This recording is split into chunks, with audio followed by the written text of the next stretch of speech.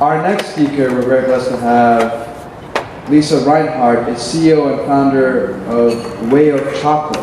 That's W-E-I, Way of Chocolate.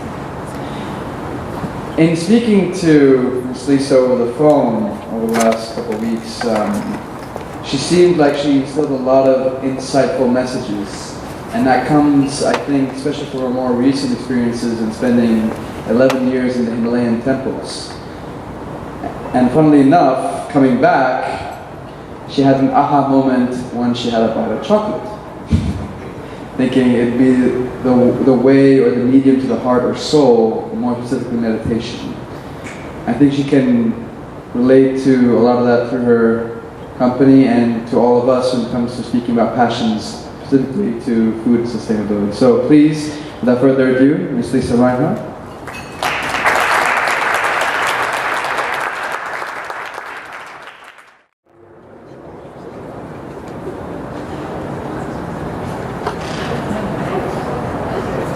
Good evening. I want to thank Mohammed and Tiffany and Anna Maria and everyone who's come tonight. It's been really inspiring, and I love to be at Thunderbird. As I look around me, I realize that almost everyone here, of course, is attending or has been at Thunderbird in the past. And if I were to go back to school, I know that this is a place that I want to be. I really, truly love Thunderbird, and it was a lot of fun to participate with everything tonight. As we were preparing for this forum, it reminded me of when a couple of years ago they asked me to participate in the Global Citizens Forum. And the emails were flying back and forth, and they were talking about topics and different things, and of course everyone there also had been to Thunderbird. And I thought, well, I'm invited because I'm out in the field, but I haven't been formally trained in the same things that you have. And so as the emails are going back and forth, I noticed there's an awful lot of talk about CSR. And frankly, I was a little bit worried because I had no idea what CSR stood for. And I thought, I'm going to get on this panel and we're going to start talking about this. And if I don't figure this out first, I'm going to be in deep trouble. So thank goodness for Google. I typed in CSR, and boy, am I relieved. Corporate social responsibility. I thought, wow, that's what I learned in the Himalayas. And so some of you may know my story. For those who don't, Mohammed mentioned that I lived in Asia. And I went to Asia because I had heard about what people there had accomplished by really delving in deeply to what the mind was capable of. And so I went to Asia. I ended up staying 11 years. I lived in a monastery for a long time. I studied Tibetan language, and I even did retreat in a cave at one point. And these are some of the people that I spent time with.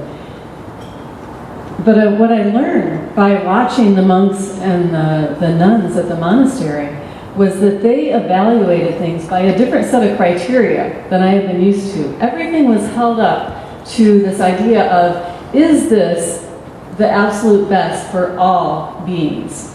And what was interesting about that was it isn't, we come from a society that's very focused on individual freedom, individual choices. And yet they were looking at the world in such a way that it wasn't even about human beings, much less just themselves.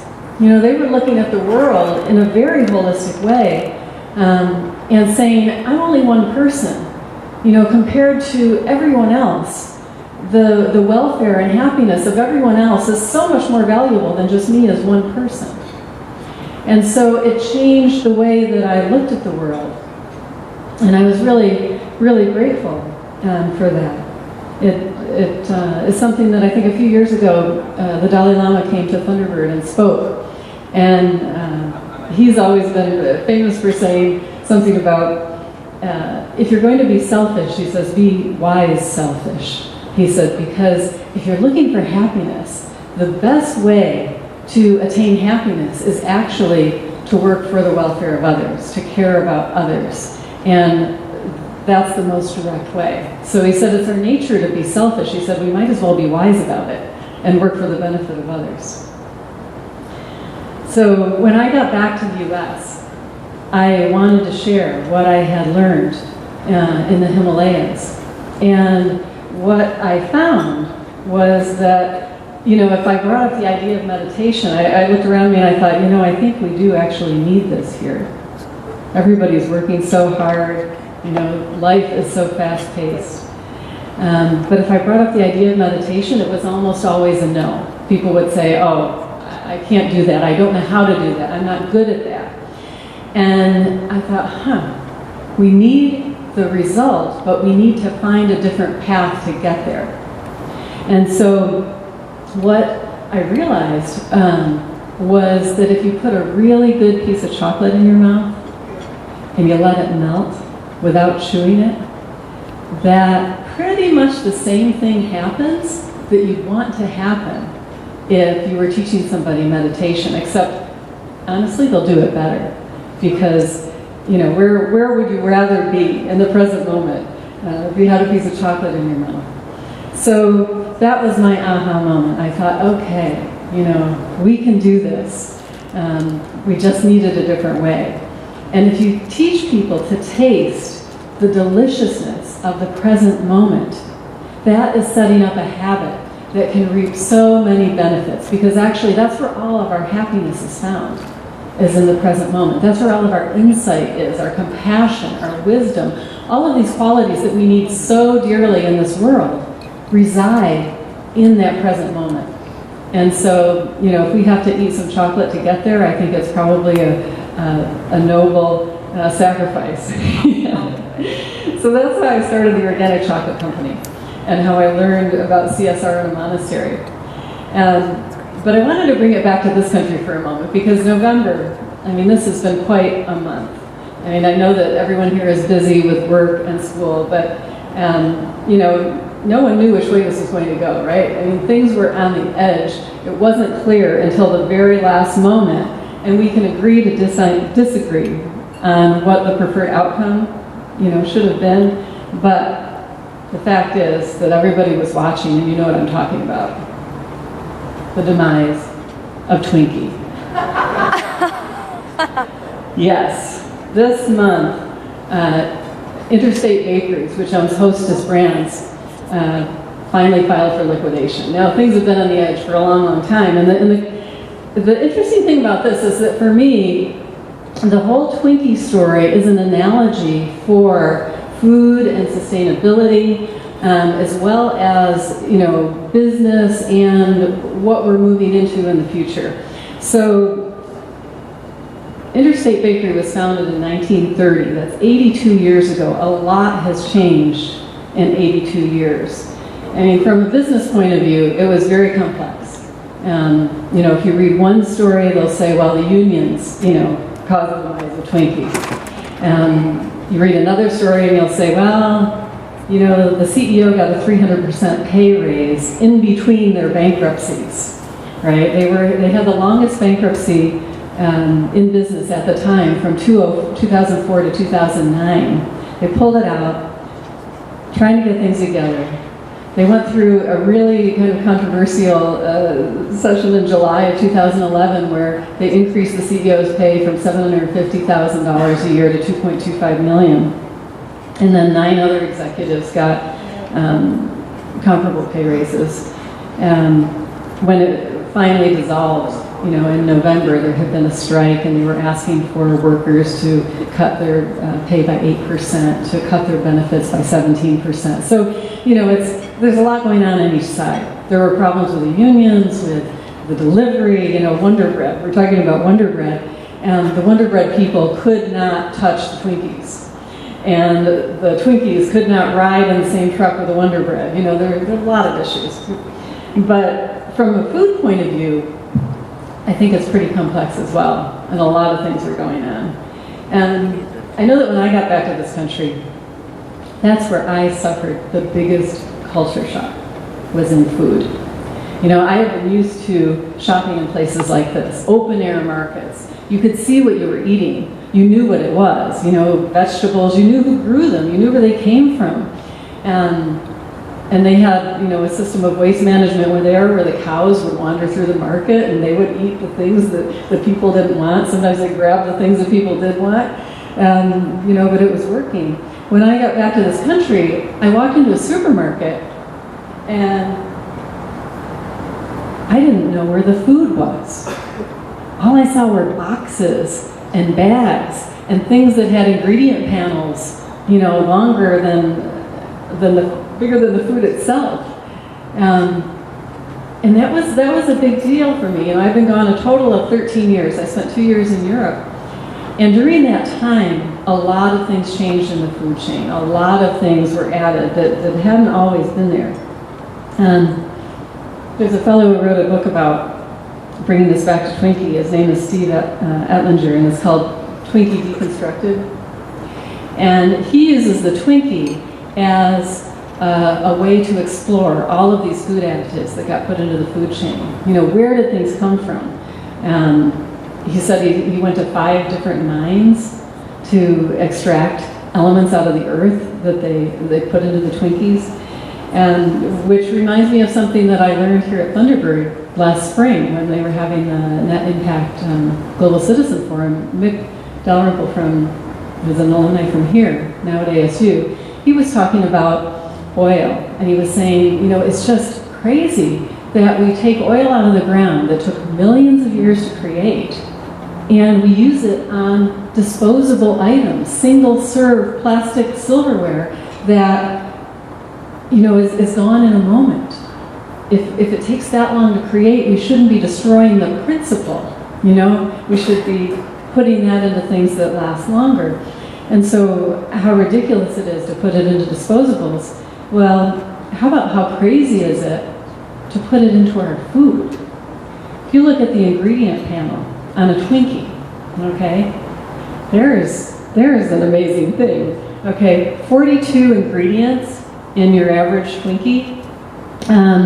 This is a website that I really love. It's called foodfacts.com, and they will take anything that you can find in the supermarket and they'll give it a score. If you look at this one's an F, okay? Which I think is highly ironic, right? Like, we're putting Twinkies in lunch boxes, sending kids to school, hoping they get A's, and we're giving them an F in their lunchbox. We've got to get these things aligned. So you look through the ingredients, and they're so kind as to highlight the ones that are controversial. Twinkies have, they say, 6 controversial ingredients.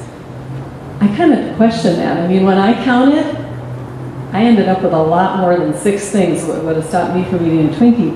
But one of them that I thought was really interesting is called polysorbate 60. Okay? Polysorbate 60 is an emulsifying agent. It holds together, I'm guessing, that cream-like filling. Okay? It's made of corn and palm oil and petroleum. So it's a really interesting thing, because I always flash back to my grandmother. She was a really sweet woman, 4'11", white hair. She wore one of those nets that had little sparklies in it. And I imagined her offering me food, and that's how I, decide, is this really good or not? And I say, would she have served this? Would she have said, here, honey, have a snack cake, and I'll just drizzle a little petroleum on there for you. Oh, thanks, Grandma. I'll pass on that one. It's also got, polysorbate is made from a precursor to antifreeze. And it's used most often in motor oils, lubricants, cleaning fluids, shampoos, that kind of thing. So something went wrong somewhere, right? Like food somehow fell off the path and strayed a little bit far from where maybe food should be. Now this is a picture of polysorbate, in case you were wondering what it looked like. It doesn't grow in a tree, doesn't grow in a field, doesn't even come out of a worm sock. It comes out of a chemical bin. But even Homer knows that there's an issue here, okay? If you can read that. Homer says that, his donut has high fructose corn syrup in it laced with mercury. They're making a reference to a study that they did where they tested high fructose corn syrup. Over 60% of the samples were contaminated with mercury. Like, that's just not a good idea. It doesn't have to be in the ingredient panel because it's not an ingredient, but because these are chemical processes, these things are used in the processing and end up in the food nonetheless. So there's some other things that go on there too. We heard a little bit about genetically modified things, and I'll probably limit what I say on that, but what Jennifer said is correct. There's of course, no labeling here, and there's no testing, of a meaningful kind. It's not third-party testing. It's done by the people who want us to eat them. But the testing that is done in Europe is showing some things that are really giving people pause. So when I looked through that list of ingredients, what I saw were about 11 things that probably were genetically modified in that list of Twinkies, as well as partially hydrogenated fats. Those often have heavy metal contaminants, and then a bunch of other things that aren't healthy, without even talking about the pesticides, of course. This is a picture of pesticides that they spray on cacao trees, which are kind of near and dear to my heart. And from what I learned, it really does make a difference. They find measurable residue of pesticides in chocolate samples, for instance. And when I talk to a group, I usually find people who don't eat chocolate because they say it gives them headaches. And when I look at the side effects of pesticides, it's not only the things that you would expect, like cause cancer, disrupt hormones, disrupt neurotransmitters. They give people headaches. And so I thought, wow, there's a short-term thing that you can put your finger on that you can say, this is probably coming from the pesticides, because at the same time, there are universities doing studies on cacao as a treatment for headaches. So it'd be odd if it did both. My guess is that it's actually the unseen ingredients that are having that kind of impact. Albert Einstein had a really good idea, and he's saying, you know what, it's going to take a different level of thinking to get us out of this problem than the level of thinking that got us into it. And that's why I think these kinds of discussions are so important to have with you, because you are the people who are being trained to go out and be the leaders. The world is ready for a change. I think in the last year especially, I have seen, just in my interactions with people, that there is a definite shift away from what I'm calling the old paradigm to a newer paradigm. And since you're right on that crest of when you'll go out into the world, it's pivotal to recognize that things are changing. And that's why the Twinkie story is it's such a good analogy. Because the Twinkie started in 1930 or whenever, and it came through this whole era. It saw the shift in ingredients, and it became that list of things that you saw that was really no longer food. And that, to me, is why, for one reason, it was unsustainable. You can talk about unions and management and labor and all of that, but the bigger picture is what they're creating is not what we need to take us into this new millennium. We need something that's rooted in nature, that's rooted in authenticity. That the authenticity that we all feel of wanting to do our best in the world, of wanting to make an imprint in the world, that is totally in alignment all the way down to our food ingredients. And so there was a disconnect. It's like when push comes to shove and things are tough at a company, you need to have that thing that you can stand behind. Like with Miguel's company, it's like, I get so inspired listening to him. What he's doing is so amazing. And it's something that I mean, I'm ready to stand up and say, yeah, you know, and I don't even work there. So you can imagine the people who are actually doing the work, who are participating, and the kind of satisfaction that they feel. You know, I don't think the people at Twinkie felt that. You know, there wasn't a lot besides that, you know, petroleum-laced fluff in the middle to get behind there. And so when you reach those tough moments, you've got to have something that pulls people together better than polysorbate 60, right? It's got to have that kind of meaning to it. And I think that that's where you are all perfectly positioned for moving into what I call business 2.0. Like, I see business as being the place that all of this change will come out of. You know, I spent all those years living in the monastery in the Himalayas, and at the time, I thought spiritual and business were two separate things. I was over here living in my cave doing my thing, and all those other people are over there doing the money thing, right? I was so wrong. And that's why I had to come back, so that I could see that actually they're totally interrelated. You cannot deny the interconnectedness, and in this new era, we are not going to go live in the cave. Those times are gone. We have to take that kind of depth and understanding and insight and infuse it into our businesses, into our lives on every level in order to make the kind of changes that we know we want in our hearts. You know, this is our world. No one else is going to take it to the next level, except for all of us working together.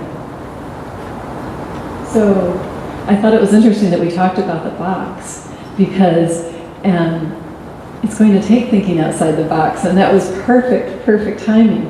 In the old paradigm, the box was me and mine, right? But in this new paradigm, it's all of us. And in understanding the interconnectedness of all things, it becomes really easy to make the kinds of decisions that we need to make in order to have vastly better outcomes than we have had in the past.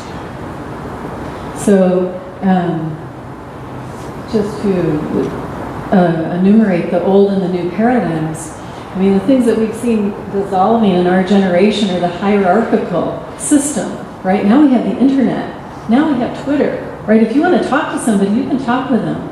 You can find people, you can reach people. If you want to talk to the people who align with your values that you think you might want to work with, you can find them. They're there. And it's changed the way that we communicate. And as Miguel said, it's no longer about profit is the only value. There's the triple bottom line. So just keep an eye out for signs of this shift. I think this is something that we'll see more and more of in the next few years. And we'll see how it's actually empowering people on a much wider level. That whereas before there would be, you know, say a leader on the top, and then everything would filter down. What this new system is providing for us is the ability for each of us to come into our own power and share our own insights, our gifts in the world. And that is what's going to be required in order to take everything to the next level. So I want to invite you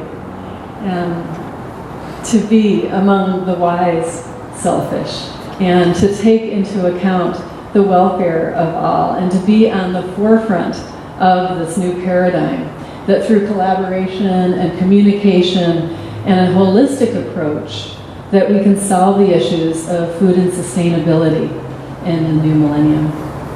Thank you.